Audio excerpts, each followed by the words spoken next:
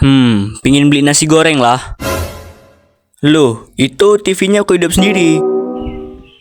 Cause a manifestation of my being in the future. Itu kan?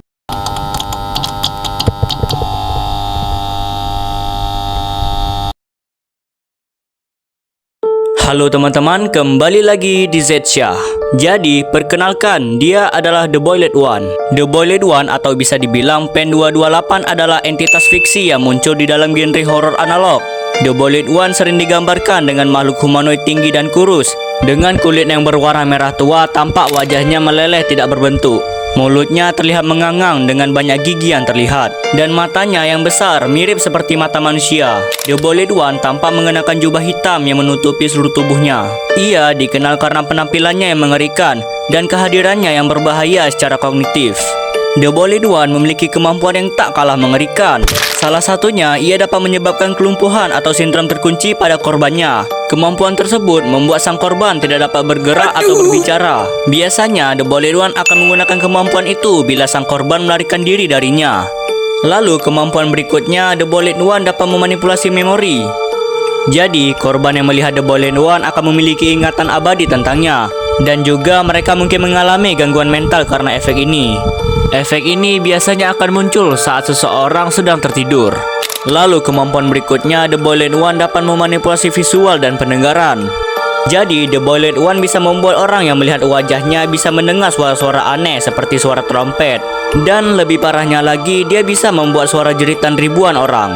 Lalu kemampuan berikutnya, The Boiled One memiliki kemampuan ketidakwujudan.